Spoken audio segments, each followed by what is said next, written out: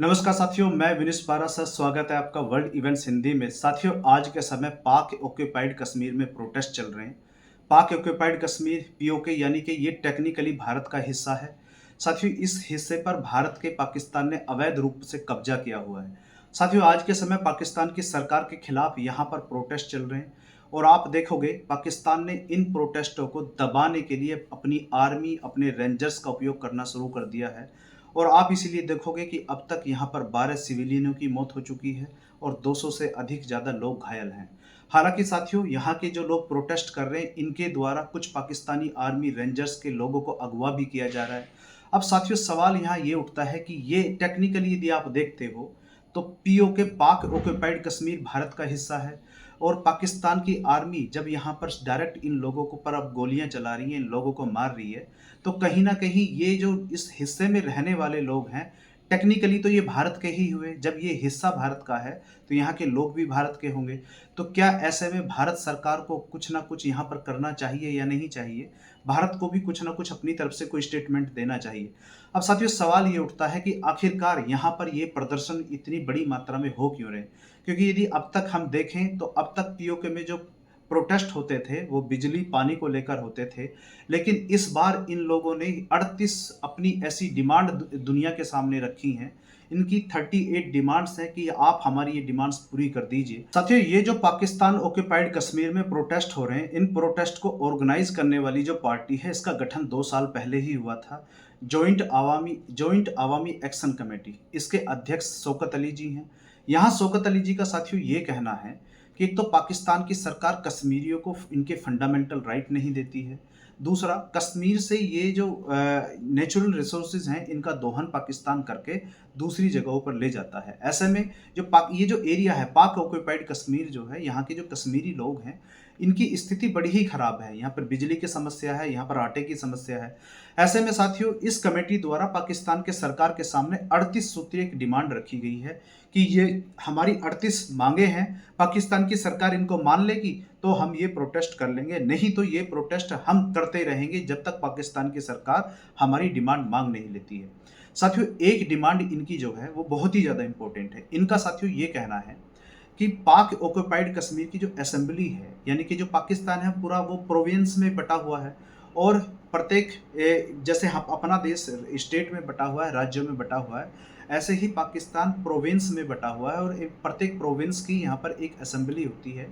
और जो पाक ऑक्यूपाइड कश्मीर की जो असेंबली है, यहाँ पर पाकिस्तान की सरकार ने बड़ी ही चालाकी से 12 सीटें रिजर्व की हुई हैं। अब सवाल ये उठता है कि ये किसके लिए रिजर्व की हैं? साथियों, 1947 में जब भारत पाकिस्तान अलग हुए और भारत के कश्मीर से जो भी लोग पलायन करके पाक ऑक्यूपाइड कश्मीर में गए, तो पाकिस्तान की सरकार ने यहाँ ये कहा कि ये जो लोग भारत की तरफ से आए हैं, इनका भी असेंबली में हिस्सा होना चाहिए, इनकी भी भागीदारी होनी चाहिए।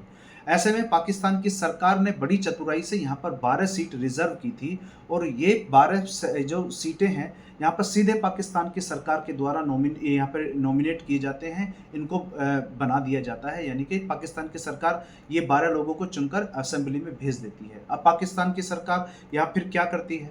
साथियों, एक तो पाकिस्तान की सरकार, यहाँ के लोगों का ये कहना है कि पाकिस्तान की सरकार जो 12 लोगों को चुनकर भेजती है, ये पाकिस्तान की सरकार के अपने लोग होते हैं।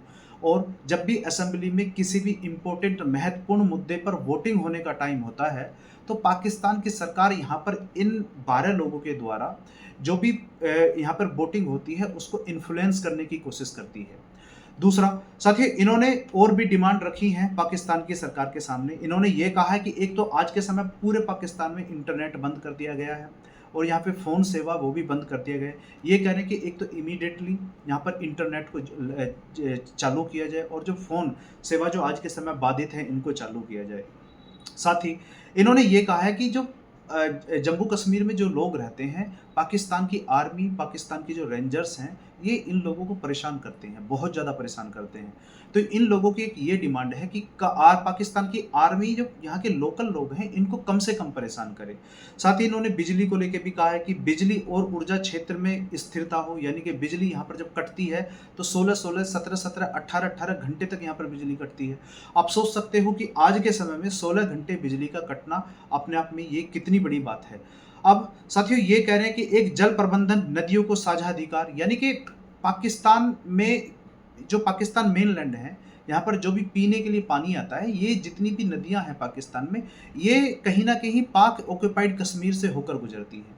ऐसे में इनका ये कहना है कि नदियाँ हमारे क्षेत्र से होकर गुजरती हैं और इस नदियों के पानी का जो यूज़ है वो सारा पाकिस्तान मेनलैंड एरिया करता है। हम जो पाक ऑक्युपाइड कश्मीर के लोग हैं, हमें पीने के लिए पानी की ही कमी है, जबकि ये सारा पानी पाकिस्तान हमारे यहाँ से होकर पहुँचता है। तो साथियों, इस तरीके की इन्होंने 38 डिमांड पाकिस्तान की सरकार के सामने रखी हैं।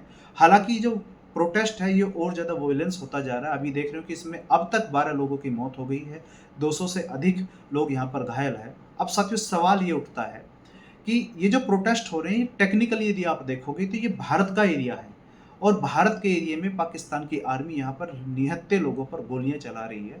क्या भारत की सरकार की तरफ से भी कोई इस पे इन प्रोटेस्ट को लेकर कोई स्टेटमेंट आना चाहिए या नहीं आना चाहिए?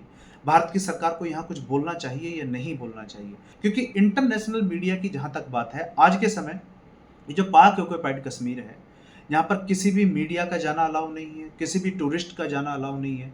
और ऐसे में आप देखोगे जो दुनिया का चौधरी है अमेरिका, वो बिल्कुल अपनी आंखें बंद किए हुए है।